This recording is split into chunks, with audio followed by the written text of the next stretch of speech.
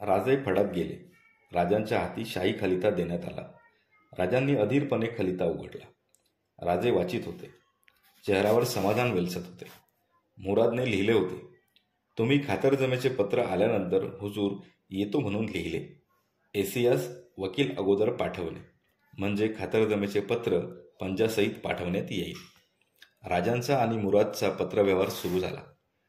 आदिलशाहीला ही वार्ता समजतात अर्धांगाने आजारी असलेला शहा काळजीत पडला. मोगलांचे वैर पत्करणे आदिलशाहीला शक्य नव्हते. त्यातच मुरादकडून शहाजीला पत्र गेले. पत्र दडपणे विजापूर सुलतानाला शक्य नव्हते, कारण सम्राटाचे पत्र होते. मुरादने लिहिले होते, तुमचे पत्र शिवाजी यांनी अर्धास्त हुजूर येण्याविषयी पाठविली ती पावली. पेशजीच्या गोष्टी मनात न आणता तुमची मोकळीक करण्याविषयी लिहिले. तुम्हांकरिता पोशाख पाठविला आहे. हा घेऊन आपणावर पूर्ण लोभ आहे असे मनात आणावे. विजापूरकर सुलतान धास्तावला.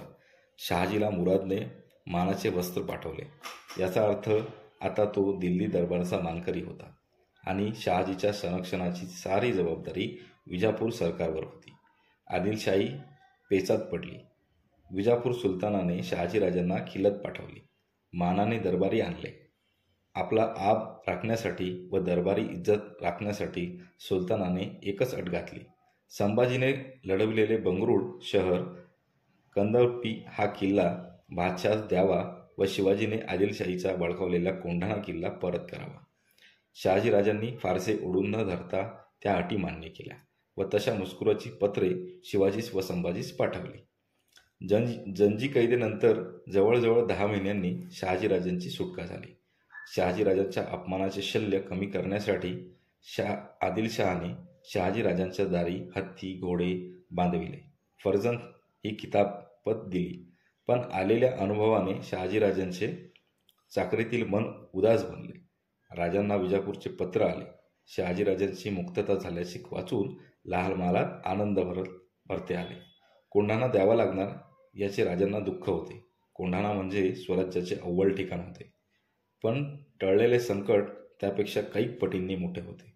जिजाबाई, सईबाई, अमात्य, डबीर, पेशवे यांच्यासह राजे गजाननाच्या दर्शनाला गेले. गजाननापुढे मस्तक टेकवून राजे उभे राहिले. म्हणाले, देवानं लाज राखली, त्यानंच संकटातून तारलो. राजे निर्भय सुखी कधी मिळतच नाही का? सोनोपंत म्हणाले. राजे म्हणाले, हे निर्भयच आहे. कोंढाण्याचं दुःख कसलं? स्वराज्यासाठी अजून 200 गड घ्यायचे असतील तर त्यात आणखीन एक जड नाही. हा कोंढाणा परत घेता येईल. असले 56 कोंढाणे महाराज साहेबांच्यावरून ओवाळून टाकावे लागले तरी त्याची खंत आम्हाला वाटणार नाही. देवदर्शन आटपून वाड्यात येत असता जिजाबाईंनी आज्ञा केली, अमात्य, आज गजाननाच्या मंदिरावर दीपोत्सव करा. आम्ही नवस बोललो होतो. रात्र झाली आणि गजाननाचे शिखर लक्षदीपांत उजळून निघाले. रात्री झोपण्याआधी राजे जिजाबाईंच्या दर्शनाला गेले. जिजाबाई म्हणाल्या, राजे, फार ताण पडला. साऱ्यांनाच मनस्ताप झाला. विश्रांती घ्या. ऐनवेळी तुम्हाला सुचलं म्हणून बरं झालं.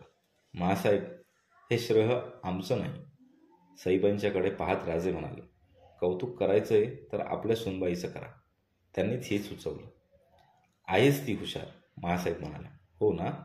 राजे सईबाईंच्यावर नजर रोखीत म्हणाले, पण शह देतात तो राजाला, हत्तीला नव्हे. हे अजून कळायचं आहे. सईबाई गडबडीने निघून गेल्या. जिजाबाई म्हणाल्या, राजे, तिला आता चिडवेत जाऊ नका. दिवसातली पोर सुखरूपपणे पार पडली की काळजी मिटली. एवढे मोठे झालात पण वयाची जाणीव नाही. असेच राहा. सईबाई महाली गेल्या तेव्हा राजे पाठ फिरवून सोपी गेले होते. गंभीर होऊन पलंगाजवळ जात सईबाई म्हणाल्या, माहीत आहे जागे आहात ते, सोंग नका करू. राजे वळले. राजांच्यावर नजर रोखून उभ्या असलेल्या सईबाईंना ते म्हणाले, ही चाल नाही, हा मात्र नक्की हा. त्या शब्दांनी सईबाईंचे अवसान कुठच्या कुठे निघून गेले. त्या एकदम हसल्या. राजांचे हास्य त्यात मिसळून गेले. शहाजीराजांच्या आज्ञेप्रमाणे शिवाजीराजांनी आदिलशाहीला कोंढाणा दिल्यामुळे आदिलशाही नजीकच्या काळात काही कारवाई करील असे वाटत नव्हते. कितीतरी दिवसांनी राजांना स्वस्थता मिळत होती. आजवर शत्रूंच्या भीतीने किल्ले, कोट, शस्त्र खरेदी यात घातलेले लक्ष त्यांनी आता राज्याच्या बंदोबस्तात गुंतविले. दादोजी कोंडदेवांनी जमीन महसुलाची बसवलेली पद्धत, त्या पद्धतीची अंमलबजावणी जारीने सुरू करण्यात आली. पुण्याला पाण्याची टंचाई पडू नये म्हणून कोंढवे गावाला धरणाचे बांधकाम सुरू केले. शिवापूरच्या बागायतीसाठी दुसऱ्या धरणाची आठवणी केली. या कामात राजे जातीने लक्ष घालीत होते. दादोजींची उणीव जिजामाता भरून काढीत होत्या. वाड्याच्या दारात आलेल्या तंट्यांचा निर्णय त्याच करीत असत. राजे वेळ मिळेल तेव्हा पुरंदरचे काम पाहत होते. खळत तेलसरला मिळालेल्या राजांच्या विजयाने सारा मावळ सुरक्षित झाला होता. त्या मावळाला आता न्यायी राजाची पडताळा येत होता. पिकावर वसूल घेतला जात होता. शेती उठवायला नवीन जमीन मिळत होती. गुरे अवजारे घेण्यासाठी गरीब शेतकऱ्यांना रकमा मिळत होत्या. कर्ज मिळत होते. कुणाही सरकारी अधिकाऱ्याविरुद्ध तक्रार करायला प्रजा धजत होती. राजे अशा तक्रारी दाखल जातीने घेत. अन्याय करणाऱ्या अधिकाऱ्यांना कडक शासन केले जाई. राजांचे जसे प्रजापालनाचे नियम होते तसे लष्कराचेही नियम होते. लष्कराची नेहमी पाहणी व्हायची. घोडा हे राजाचे ऐश्वर्य असल्याचे त्याची मालकी खाजगी नव्हती. सारे घोडे सरकारी लष्करात बायको, बटीक, कलावंतीन बाळगायला मनाई असे. जो बाळगेल त्याची गर्दन मारावी असा हुकूम राजांनी काढला होता. एके दिवशी राजे पुरंदराहून पुण्याला आले. सगळ्यांच्या चेहऱ्यावर आनंद होता. वाड्यात एकच गडबड उडाली. मनोहारी गडबडीने सदरेहून आत जात होती. राजांनी हाक मारली, मनोहारी, आज गडबड कसली? हातातली कलश सावरीत मनोहारी हसली आणि उत्तर न देता आत निघून गेली. राजांना त्या वर्तनाचा अर्थ लागेना. ते मासाहेबांच्या महालात गेले. तेथे कोणी नव्हते. त्याच वेळी मासाहेब आल्या. मासाहेब, आज गडबड कसली? राजांनी विचारले. राजे मासाहेब हसून म्हणाले, रात्रीपासून गडबड सुरू आहे. तरी तुम्हाला सांगत होते 4 दिवस कुठं जाऊ नका म्हणून. काय झालं? काय झालं? तुम्ही आबासाहेब बनलात राजे. आज पहाटेच मुलगी झाली. बरं झालं वेळेवर आलात. देवांना साखर ठेवून साखर थैली पाठवायला हवी, साखर वाटायला हवी. राजांच्या चेहऱ्यावर आनंद प्रकटला. राजे जेव्हा सईबाईंना भेटायला गेले तेव्हा बाळ पाळण्यात झोपले होते. राजांनी निद्रित मुलाला पाहिले आणि ते सईबाईंच्याकडे वळले. सईबाईच्या चेहऱ्यावर क्षीण हास्य होते. राजे म्हणाले, कुणासारखी आहे मुलगी? आपल्याच वळणावर गेली आहे. राजे हसले, म्हणाले, वाटलंच होतं. मुलाचं जिथं रूप दिसणं कठीण तिथं तुम्ही बायका त्यांचं वळणही सांगून मोकळ्या होता. कसं? देव जाणे. राजांच्या हातास मुद्रेकडे पाहताच सईबाईंना हसू आवरेना, कठीण गेली. त्या मोठ्याने हसल्या. हसता हसता मध्येच थांबल्या. उद्गार निघाला, आई ग. राजे धावले. काय झालं? काही नाही. हसणंही सहन होत नाही. तुम्ही विश्रांती घ्या, राजे म्हणाले. थांबा बना. काय? खरं सांगाल? आम्ही तुमच्याशी कधी खोटं बोललो का? मुलगी झाली म्हणून वाईट वाटलं नाही? बिलकुल नाही. महासाहेबही म्हणाल्या, पहिली बेटी तू पुरोटी. पण राणीसाहेब, ह्या छोकरीला अगदी तुमच्यासारखी बनवा. म्हणजे कशी? क्षणभर राजांनी सईबाईंना निरखले आणि ते म्हणाले, आपलं दुःख गिळून दुसऱ्यांच्या सुखात विरघळणारी. आणि एवढे बोलून राजे महालाबाहेर गेले. सईबाईंच्या मुखावर एक वेळेस समाधानच होते. मुलीची साखर देवी देविकांना आप्तस्वकीयांना वाटली गेली. लाल महालात थाटाने बारसे झाले. मुलीचे नाव सखूबाई ठेवण्यात आले. सखूबाईचा जन्म आपल्या पायगुणाचा ठरला. शहाजीराजांच्या सुटकेनंतर तिचा जन्म झाला. घरादाराला स्वस्थता असताना ती जन्माला आली. राजांना सखूला पाहण्यात मोठा आनंद वाटत होता. राज्यकारभाराबरोबरच सखूचे वाढते चाळे ते पाहत होते. सखू रांगू लागली आणि बोबडे बोल उमटू लागले. घरादाराच्या अंगाखांद्यावर सखू खेळू लागली. एके दिवशी लाल महालात बातमी आली, कान्होजी जेथे पुण्यास येत होते. कान्होजी जेदे हे शहाजीराजांच्या खास विश्वासातले सरदार. शहाजीराजांना कैद झाली तेव्हा कान्होजी कैद केले गेले. कंगगिरीला कान्होजी आदिलशाही कैदेत पडले. पुढे शहाजीराजांची सुटका झाल्यानंतर कान्होजींना सोडण्यात आले. आपल्यामुळे अकारण कान्होजींना बंदिवास भोगावा लागला. याचे शहाजीराजांना फार दुःख झाले. कान्होजींचेही मन बादशाही सेवेला विटले होते. कान्होजीसारख्या तडफेच्या निकजात सरदाराने लहरी आदिलशाहीत राहावे असे शहाजीराजांना वाटेना. त्यांनी कान्होजींना आपल्या वतनावर पाठविले. निरोप देताना सांगितले, कान्होजी, आमचा तुमच्यावर विश्वास आहे. तिथं आमचे पुत्र शिवाजीराजे आहेत. त्यांची जीवाभावानं इमानीपणानं सेवा करा. आमची ठाई ते समजा. जीवामोलानं त्यांचं रक्षण करा. आदिलशाही फौज आली तरी शिवाजी महाराजांच्या वतीनं फौजेला टक्कर द्यायला भिवू नका. कान्होजींनी ती आज्ञा शिरसावून मानली. शहाजीराजांच्या पुढे बेलरुटीची शपथ घेऊन कान्होजींनी विजापूर सोडले. बादशाहीला विटलेले कान्होजी शिवाजीराजांच्या भेटीसाठी पुण्याला वाटचाल करू लागले. कान्होजी येणार या वार्तेने राजे आनंदित झाले होते. रात्री राजे सखूबाईला जवळ घेऊन झोपले होते. सखूच्या डोळ्यात झोप आली होती. राजे तिला थोपटीत होते. बोलता बोलता सखू झोपी गेली. आपल्या कुशीत झोपलेल्या सखूकडे पाहून राजे समाधानाने डोळे मिटून पडले होते. सईबाई आत आल्या. त्यांनी राजांच्याकडे आणि झोपलेल्या सखूकडे पाहिले. त्यांच्या चेहऱ्यावर स्मित विलसले. त्या समईकडे वळल्या आणि हाक मारली, सई. सईबाईंनी दचकून पाहिले. शिवाजीराजे पाहत होते. झोपला नाहीत. झोपमोड होऊ नये म्हणून किती हळूवार पावलांनी आले. आपल्या आगमनाची वर्दी तुम्ही येण्याआधीच मिळते, ती कशी? सईबाईंनी आश्चर्याने विचारले. हळूवारपणे उठत राजे म्हणाले, ती सांगते. ती कोण? आहे अशीच बोलकी. आपण तिच्याबरोबर बोलत बसावं. जाते मी. सईबाई जाण्यासाठी वळलेल्या पाहताच राजे गडबडीने म्हणाले, तुम्ही जा, पण नाव तर ऐकून जाल. सईबाई थांबल्या. त्यांच्या कानावर शब्द आले, तुमची वर्दी तुमच्या पायाची साखळी देते. सईबाई राजांच्याकडे चकित होऊन पाहत होत्या.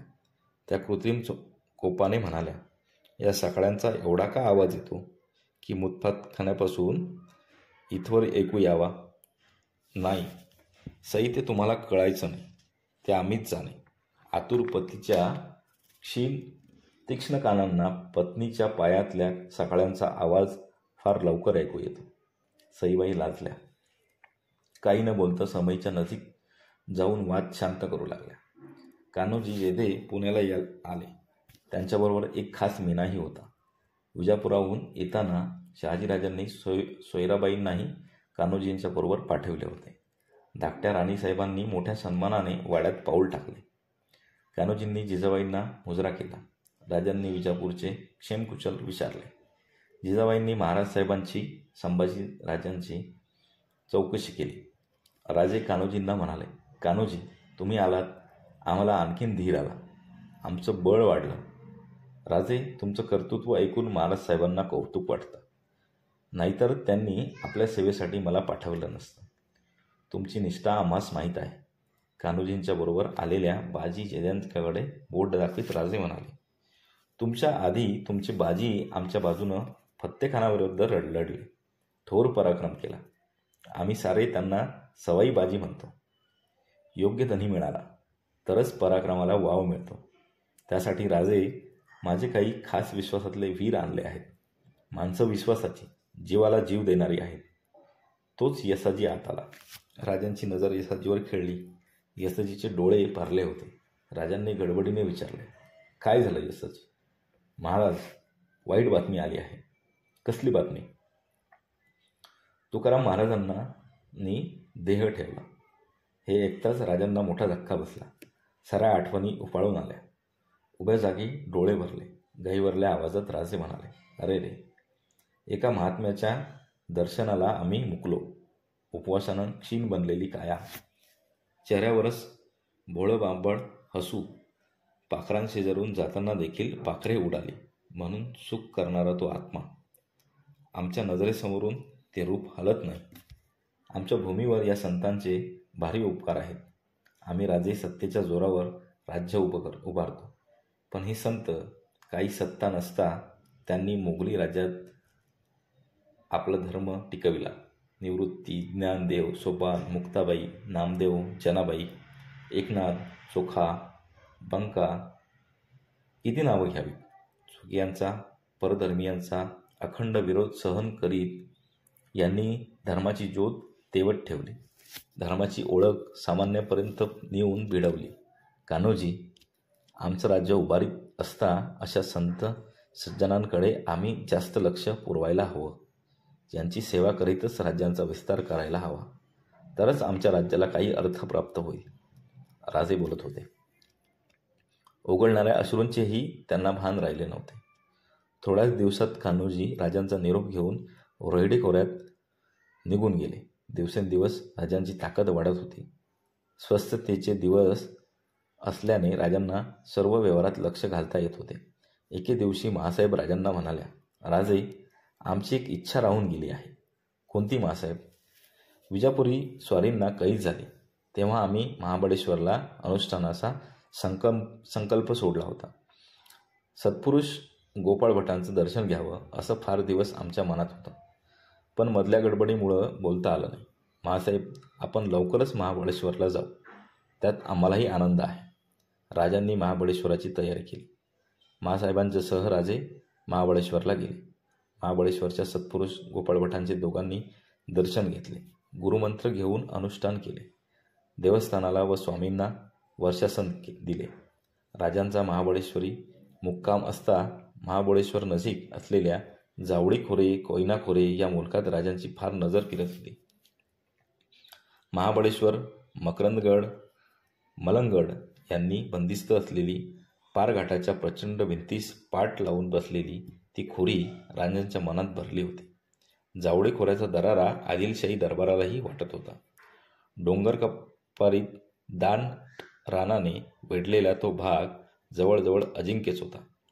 ज्याच्या हाती जावळी त्याचे राज्य सुरक्षित असे ते ठिकाण होते. त्या प्रदेशावर राज्य होते मोऱ्यांचे. त्यांना चंद्रराव ही पिढीजात किताबत होती. सध्याचा चंद्रराव यशवंत मोरे राजांच्याच कृपेने जावळीला आला. पण राजांना त्याचा विश्वास वाटत नव्हता. राजे महाबळेश्वरहून परतले, पण जावळी त्यांच्या नजरेआड झाली नाही. लाल महालात जीवलागण झाली होती. राजे सज्जावर उभे होते. पाठीमागे महालात कोणी नव्हते.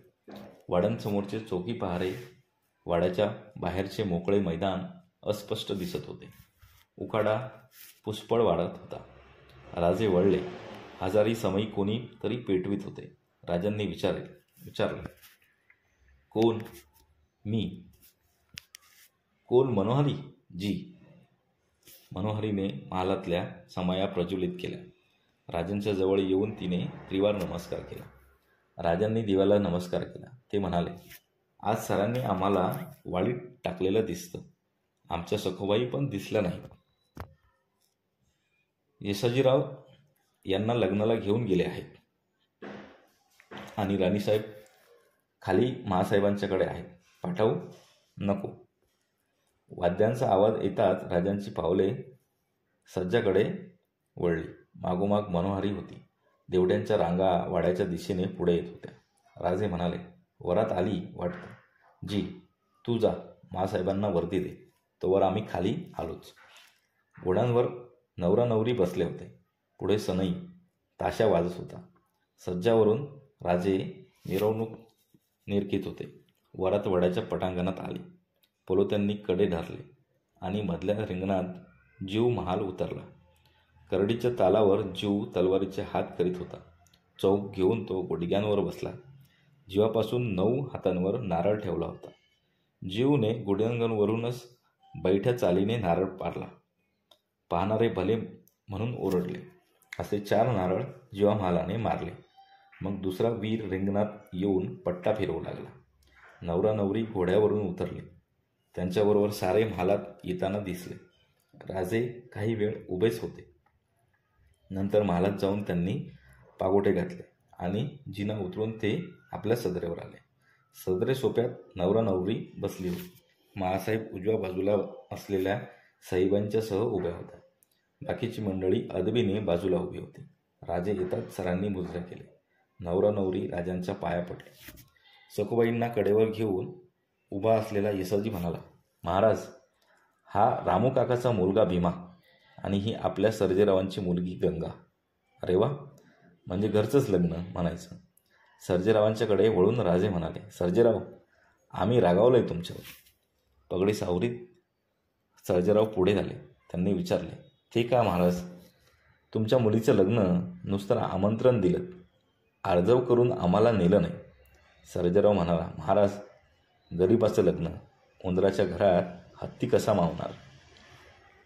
येसाजीच्या कडेवर असलेल्या सखूबाईंच्याकडे बोट दाखवून राजे म्हणाले, म्हणूनच छोटा उंदीर घेऊन गेल्यात वाटतं. उसळलेल्या हसण्याने सदर भरून गेली. जीवाकडे वळून राजे म्हणाले, जीवा, तुझी ही करामत आम्हाला माहीत नव्हती. येसाजी पुढे झाला, महाराज, साऱ्यासनी ठाव आहे, कुणाचं बी लगीन पुण्यात असू दे, जीवा बिगार वरात सजत नाही. 9 हातावरचा नारळ बसला बैठकीत मारून माघारी यायला जीवाचं जाय. जीवा लाजला, भिजकत बोलला, महाराज, एवढंच येत आहे मला. हास्यांचा कळलोळ करत परत उसळला. सारे शांत होताच राजे म्हणाले, जीवा, माणसाला थोडंच यावं, पण त्याला तोड नसावी. नवऱ्या मुलाकडे वळून राजे म्हणाले, काय भीमराव, आमच्या नव्या मोहिमेत येणार की नाही? बाकी नशीबवान तू, एवढा मोठा होऊनही नवरी मिळाली. सर्जेराव म्हणाले, तसं नाही महाराज, सोयरीक ठरवून लई वर्ष झाली, मग लग्न का लांबलं? सारे स्तब्ध झाले. जिजाबाई म्हणाले, राजे, तुम्हीच याला कारण. आम्ही? राजे उद्गारले. सर्जेरावांनी तोंड घातले, तसं नाही, पण रामूकाकांची पुरंदरवर नेमणूक झाली. आम्ही राहिलो राजगडावर. आज उद्या म्हणत तीच गेले. आवंदा मासाहेबांनीच मनावर घेतलं. लागलं ती मदत केली. लगीन सजवलं. असं आम्हाला कल्पनाच नाही. भीमरावाकडे वळून राजे म्हणाले, मग काय भीमराव, काय ठरला बेत? पण आता तुम्ही कसले येता मोहिमेवर? मी येणार महाराज. भीमराव धीर करून म्हणाला, तुम्ही याल हो, पण आमच्या सूनबाई आम्हाला काय म्हणतील? राजे म्हणाले. सर्जेराव मिशीवर हात फिरवून म्हणाला, महाराज, ती काय म्हणायची? म्हणायची नाही. या सर्जेरावाची लेख आहे ती. तिनं माणसाबरोबर लग्न नाही, तलवारी संग केलंय. ठाव आहे तिला कपाळीचं. हा सर्जेराव, जबान रोखा. राजांनी दापले. ही शिलेदाराची भाषा संसारात चालत नाही. मुळी औक्षवंत हो, तुझं सौभाग्य अखंड राहो, वज्र चुडे मंडित हो. नवरीला राजांचा आहेर झाला. वरात जशी वाजत गाजत आली तशीच वाजत गाजत ती परत गेली. राजे महाली यायला वळले आणि आवाज आला, आबा. राजे वळले. मनोहारी सकूला घेऊन उभी होती. मनोहारी जवळ आली आणि सकू राजांच्यावर झेपावली. राजांनी तिला घेतली आणि ते महालांच्याकडे चालू लागले. त्यानंतर थोड्याच दिवसात राजे जिजाऊंना म्हणाले, महासाहेब, आपलं कुलदैवत शिखर शिंगणापूरला आहे. जावं आणि दर्शन घ्यावं असं फार दिवस मनात आहे. मग जाऊन या ना. तुम्हीही आमच्याबरोबर असावं असं वाटतं. मग 4 दिवसात निघू आपण. बरं. राजांनी शिखर शिंगणापूरला जाण्याची तयारी चालवली. फलटणपासून थोड्या अंतरावर डोंगर शिखरावर शंकराचे हे जागृत देवस्थान आहे. भोसल्यांचे कुलदैवत ते. राजांनी शिखर शिंगणापूरची मोठी तयारी सुरू केली होती. स्वार सामान पुढे गेले होते. मेने पालख्या तयार होत होत्या. सगळीकडे हुकूम जारी झाले होते. सईबाईंनी विचारले, मी येऊ शिंगणापूरला? हो. सकू लहान, आम्ही दर्शन घेऊन चटकन परत येऊ. काही दिवस पुढं ढकललं असतं तर चाललं नसतं, सईबाईंनी किंचित नाराजीने म्हणाल्या. राजे जवळ गेले. ते म्हणाले, तसं चालण्यासारखं नव्हतं, म्हणूनच जातोय आम्ही. तुम्हाला जरी नेलं नाही तरी आम्ही येऊ तेव्हा काहीतरी अलौकिक भेट घेऊन येऊ. कसली? परमेश्वराच्या मनात असेल तर आल्यावर कळेल. सुमुहूर्तावर राजांनी पुणे सोडले. मेना वाटचाल करू लागला. शिबंदींचे स्वार मागे पुढे जात होते. जिजाऊंच्या मेन्यामागे 1-2 मेने होते. त्यात सरदार स्त्रिया होत्या. राजे अश्वपथकासह दौड जात होते.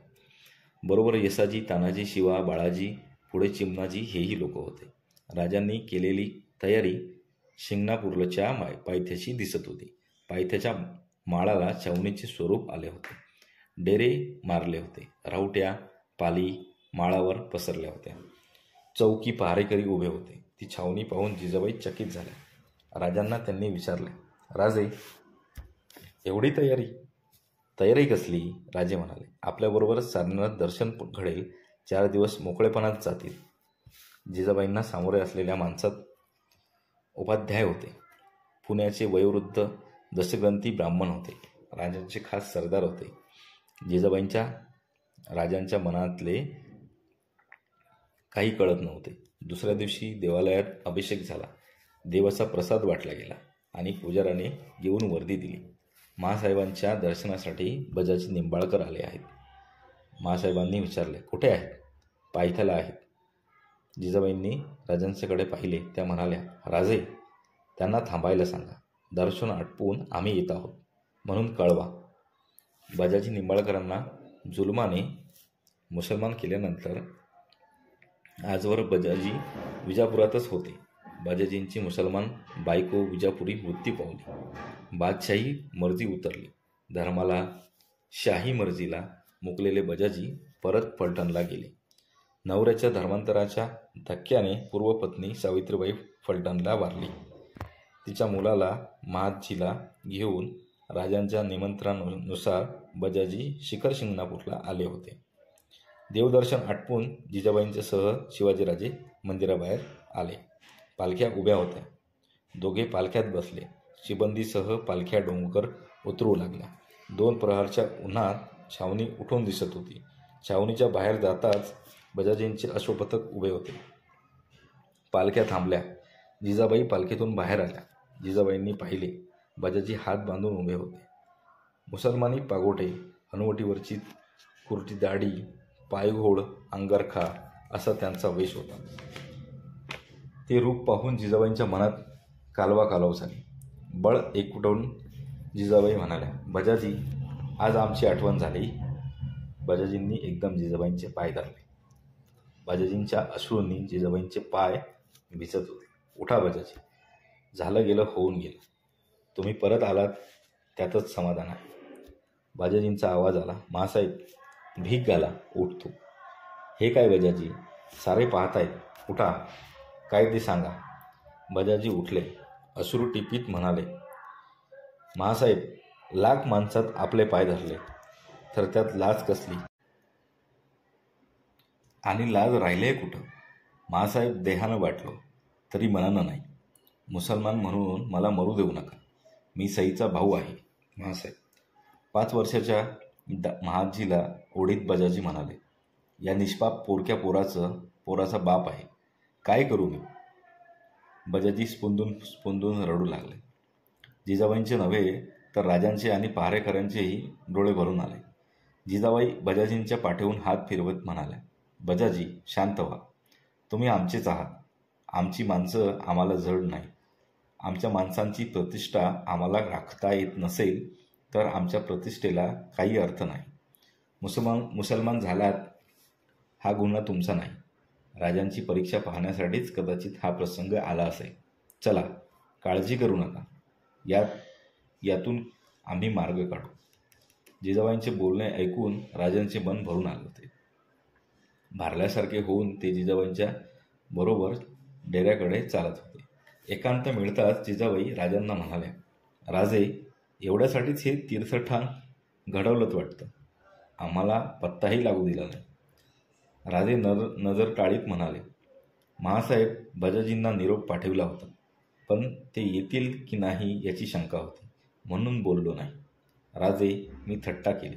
आमच्याही मनात हा सल खुपत होता. सायंकाळी राजांच्या डेऱ्यात सारे सरदार ब्राह्मण मंडळी जमली होती. सारी सभा स्थिर झाल्यावर राजे म्हणाले, आमचे मेहुणे बजाजी निंबाळकर बळजबरीनं मुसलमान केले गेलेले आहेत. त्यांना परत हिंदू धर्मात घ्यायची आमची इच्छा आहे. शास्त्री पंडितांनी याचा शांतपणे निर्णय घ्यावा आणि उद्या सकाळी आम्हाला सांगावा. शास्त्री पंडितांच्या मध्ये कुजबूज झाली. सरदार मंडळी आश्चर्याने राजांच्याकडे पाहत होती. एकदा मुसलमान झालेला परत हिंदू करून घेतला गेलेला यांच्यात ऐकिवात नव्हता. दुसऱ्या दिवशी पहाटे राजे स्नान करून जिजाबाईंच्यासह देवदर्शन आटपून आले. सभेचा शामियाना सज्ज झाला. राजे शामियान्यात प्रवेश करते झाले. सारांचे मुद्रे घेऊन राजे उच्चासनावर जाऊन बसले. उजव्या हाताला शास्त्री पंडित उभे होते. डाव्या हाताला सरदार मंडळी उभी होती. त्यातच बजाजीही उभे होते. सभेत चलबिचल झाली. राजांनी पाहिले. शामियान्याच्या मागच्या दारातून महासाहेब येत होत्या. राजे उठले. जिजाबाईंना ते आसनावर घेऊन आले. जिजाबाई आसनावर बसतात सारी सभा स्थिर झाली. राजे म्हणाले, काल आम्ही आमच्या मनीचा हेतू सांगितलाच आहे. आज आम्ही आपला निर्णय ऐकण्यास उतावीळ आहोत. सांगा. शास्त्री पंडितांच्या सभेत कुजबूज झाली. प्रमुख शास्त्री पुढे झाले. ते म्हणाले, महाराज, बजाजी हे मुसलमान झालेले आहेत. त्यांनी धर्म बदलला आहे. अशा माणसाला परत धर्मात घेणं अशक्य नसलं तरी धर्म रिवाजाला सोडून आहे आणि हे रिवाजाला सोडून आहे ते कारण उचित नाही असा आमचा एकमुखी निर्णय आहे. त्या निर्णयाने सारी सभा चकित झाली. जिजाबाई बेचैन झाल्या. राजे मात्र शांतपणे बसून होते. त्यांच्या चेहऱ्यावर सदैव दिसणारे स्मित जराही ढळले नव्हते. राजे म्हणाले, आमची तुमच्याकडून हीच अपेक्षा होती. शास्त्री पंडितांचे चेहरे खुलले, पण ते समाधान फार काळ टिकले नाही. राजे संत आवाजात बोलत होते. धर्मनिर्णय आम्ही चुकीचा मानत नाही, पण पंडितांनी आता आजवर आचरलेला धर्महीन भाव टाकून देण्याची वेळ आली आहे. एवढंच आम्हाला सांगायचं आहे. वयोवृद्ध शास्त्री उद्गारले, धर्महीन आम्ही? धर्महीन तुम्ही नाही. तुमच्या भावाबद्दल आम्ही बोललो. धर्माच्या कार्यात ढवळाढवळ करण्याची आमची मुळीच इच्छा नाही. पण परिस्थितीप्रमाणे, माणसांच्या बदलाप्रमाणे धर्मही वाढीला लागला पाहिजे. आज यवनांच्या जुलमानं हजारो लोक इच्छेविरुद्ध बाटविले जातात. पावरोटीला तुकडा विहिरीत टाकून धर्म बदलतो. आमचा मुलूक बारदेस बनतो. पण आपला विशाल हिंदू धर्म, त्याची दारं जाणाऱ्यांना मोकळी, येणाऱ्यांना सदैव बंद, हे किती दिवस चालणार? असंच चालत राहिलं तर हिंदू म्हणून कोणी उरेल काय? एक पंडित उठले, महाराज, आपण राज्यांच्या कक्षा बदलू शकता, पण धर्म तेवढा सोपा नाही. तो सोपा व्हायला हवा. राजांचा आवाज तिखट बनला. मुळातच तो सोपा आहे, विशाल आहे. ज्ञानी माणसांना अज्ञानाची चीड आहे. खऱ्या धर्माची त्यांना चाड आहे. म्हणूनच ज्ञानेश्वरांनी भागवत धर्माचं खरं स्वरूप दाखविण्याचा प्रयत्न केला. दुरितांचे तिमिर जावो, विश्व सधर्म सूर्य पाहो, जो जे वांछिल तोते लाहो, प्राणीजात, अशी प्रार्थना उमटली. ती त्याच माणुसकीच्या गहिवरातून. पण ती संन्याशांची पोरं ठरली. त्यांना धर्मात जागा मिळाली नाही. एकनाथांनी विश्वबंधुत्व जाणलं. त्यांना वाळीत टाकलं. आयुष्यभर त्यांचा छळ केला. ते गेले आणि त्यांची देवळं बांधली. त्यांची तपश्चर्या कोंडून टाकली. माणसाचा दुरावा करणारा धर्म कसला? राजे, हा धर्मसभेचा अपमान आहे. आम्ही धर्मनिर्णय दिला आहे. धर्माचं स्थान आपल्यापेक्षा उंचावर आहे, हे ध्यानी घ्यावं. धर्माची अप्रतिष्ठा ऐकणं आम्ही पाप समजतो. राजे म्हणाले, शास्त्री बुवा, नाईलाजानं बोलावं लागतं. धर्माची मिराज सांगणाऱ्यांना बुद्धीची धार आहे, पण विवेकाची त्याला जोड नाही. याची आम्हाला खंत वाटते. आजचा धर्म आंधळ्या हत्तीसारखा वावरतो आहे. धर्मानं विकास व्हावा तिथं त्याचाच पायी आपलीच माणसं तुडवली जात आहेत. थोडा शांतपणे विचार करा. जेव्हा हिंदूंची देवालयं भ्रष्ट केली गेली, मूर्ती फोडल्या गेल्या, तेव्हा एकतरी धर्माभिमानी देवळाच्या दारात उभा ठाकला का? तेव्हा धर्माची ही मिरास कुठं गेली होती? सत्तेपुढं शहाणपण चालत नाही राजे, शास्त्री म्हणाले. शास्त्री बुवा, तुम्ही हे सांगता याकरता धर्माचा दुसरा अपमान कोणता? शहेनशाह अकबराच्या मांडीला मांडी लावून काशीच्या पंडितांनी दीनइलाचा जन्म घडविला. तेव्हा हिंदू धर्माची प्रतिष्ठा कुठं होती? म्लेच्छांकडून मिळालेलं सुवर्ण नाणं पाण्यानं धुवून घेतलं तर शुद्ध होतं. पण शतजन्माची पातकं एका स्नानानं धुणारी गंगा पश्चातापानं होरपळलेल्या जीवाला धर्मात आणू शकत नाही. शास्त्रीबुवा, त्यात निश्चितपणे काहीतरी गफलत होते आहे. आपण म्हणता त्याचप्रमाणे आम्ही अनुज्ञा दिली नाही तर तर धर्माज्ञेनं याचा निर्णय होत असेल तर माणुसकीच्या राधेज्ञेनं या गोष्टी आम्हाला करून घ्याव्या लागतील. सक्तीनं जरूर पडली तर तसंही. जो धर्म सहिष्णुतेनं इतर धर्मांकडे पाहतो, तो धर्म आपल्याच माणसांची उपेक्षा करतो, यावर आमचा विश्वास बसत नाही. माणुसकीला विसरणारा धर्मच होऊ शकणार नाही. आम्ही राजधर्माला बांधले गेलो आहोत. प्रजेला टाकणं हे आम्हाला जमायचं नाही. शास्त्री पंडित एकमेकांच्याकडे पाहत होते. जिजाबाईंना काही सुचत नव्हते. एक शास्त्री धीराने पुढे आला, म्हणाला, राजे, बजाजी जर प्रायश्चित करायला तयार असतील तर त्यांना धर्मात घेता येईल. जरूर प्रायश्चित घेतील. त्यांनी ते नाकारलं आहे केव्हा? राजे निश्वास सोडून म्हणाले, आपण शास्त्री पंडित आहात, आपला मोठा अधिकार. पण समाजाला पारखं झालेलं पंडित्य वगळलं तर ते नसल्यासारखंच असतं. धर्म हा वाहत्या पाण्यासारखा निर्मळ असायला हवा. समाजाचे डाग धुवायला तो समर्थ हवा. मानवतेच्या धर्माला ज्ञानाचे पायदंड घालून रोखू पाहाल तर ते जमणार नाही. धर्म अधर्म बनायला वेळ लागणार नाही. इंद्राच्या झेंड्याला भगवज्जर म्हणतात. तो पवित्र ध्वज ज्ञानदेव एकनाथांनी पुढं चालविला. तोच ध्वज आमच्या राज्यासाठी निवडला. मानवतेच्या धर्माची प्रतिज्ञा सांगणाऱ्या त्या ध्वजाची प्रतिष्ठा तुम्ही राखली पाहिजे. हे काळाचं आव्हान तुम्ही स्वीकारलं पाहिजे. सारी सभा राजांनी जिंकली होती. शास्त्री पंडितांची कुजबूज जोरात सुरू होती. सरदारांच्या चेहऱ्यावर हास्य विचलत होते. जिजाबाईंच्या डोळ्यात आनंदाश्रू गोळा झाले होते. प्रमुख शास्त्री पुढे झाले. ते म्हणाले, महाराज, बजाजींना धर्मात घ्यायला आमची तयारी आहे. सर्वांनी निश्वास सोडले. राजांना आनंद झाला.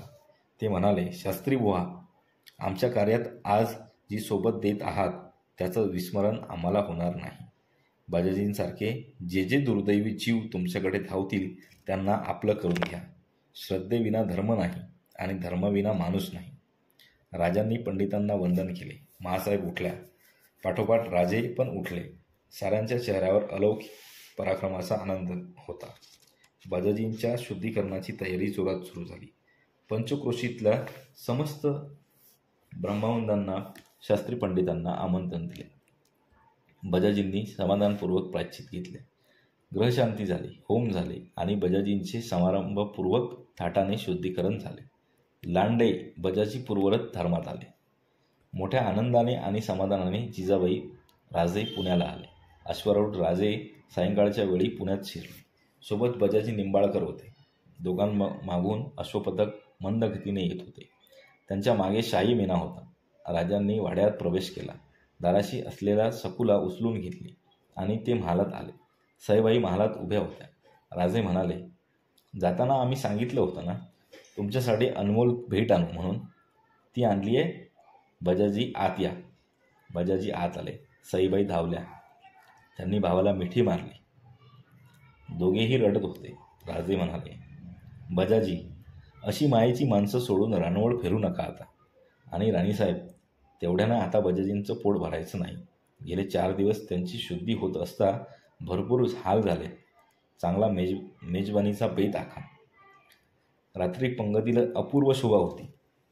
रांगोळ्यांनी पाट सजलेले होते. धुपाचा वास दरवळत होता. राजे, बजाजी, महाजी, नेताजी अशा क्रमाने पंगत बसली होती. दुसऱ्या बाजूला बाळाजी, शिमनाजी ही ब्राह्मण मंडळींची पंगत बसली होती. दोन्ही बाजूंचा स्वयंपाक गोड असूनही अलग होता. पंगतीच्या दोन्ही ओळींमध्ये टेकवून चांदीचा पाट ठेवला होता. जिजाबाई आपल्या खास देखरेखीखाली सर्वांना आग्रह करीत होत्या. मोकळेपणी खाणे बोलणे होत पंगत उठली. रात्री राजे आपल्या महालात गेले. बरीच रात्र झाली होती. सईबाई गलेच्यावर बसून होत्या. राजे येताच त्या उठल्या. झोपायचं होतं. सईबाई काही बोलल्या नाही. त्या राजांच्या जवळ आल्या आणि त्यांनी एकदम राजांच्या पायावर मस्तक ठेवले. राजे मागे सरकले. सईबाईंना गडबडीने उठवीत ते म्हणाले, हे काय? आपली अश्रुपूर्ण नजर आमच्यावर रोखीत सईबाई म्हणाल्या, एवढं मोठं देणं मला कोणी दिलं नव्हतं. पुढे त्यांना बोलवेना. राजांनी त्यांना एकदम मिठीत घेतलं. राजांच्या मिठीत सईबाई अश्रू आवरण्याचे आटोकाट प्रयत्न करीत होत्या. सईबाईंना पाठीवर थोपटून त्यांना सामोऱ्या उभे करीत राजे म्हणाले, आम्हाला तुम्हा बायकांचं काही कळत नाही. दुःखातही रडता, आनंदातही रडता. अजब आहे. राजांच्या त्या आविर्भावाबरोबर सईबाईंना हसू आवरले नाही. राजे मात्र ते तृप्त रूप मनात साठवण्यात गुंतले होते. थंडीचे दिवस होते. राजे नुकतेच पुरंदराहून पुण्यात आले होते. अचानक दादाजी नरसप्रभूसह कान्होजी आल्याची वाढत आली. कान्होजी आले. राजांना ते म्हणाले, राजे, अफजलखानाचा हुकूम आला आहे. आम्ही जावळीशी संधान बांधावं, नाहीतर जावळी हस्तगत करावी. कारण तुम्हीच आहात राजे. पोरक्या झालेल्या जावळी जहागिरीवर यशवंतराव मोरे दत्तक घातलात. जी गोष्ट आदिलशाहीत अर्ज विनंत्या करून पार पाडायची ती तुमच्या अधिकारानं झाली. यात आदिलशाहीचा अपमान नाही? बरं, मग त्यासाठी अफजलखानाला ही मोहीम आदिलशाहीनं सांगितली. पण खान धूर्त आहे, हुशार आहे. तो जावळीच्या रानात शिरायला भितो. आम्ही दप्तरी का होईना, पण पडलो आदिलशाहीचे चाकर. ही मोहीम आमच्यावर ढकलून अफजलखान मोकळा झाला. मग जावळीवर चालून जाणार? तोच विचार करतो आहे. खान दीर्घद्वेषी आहे, घातकी आहे.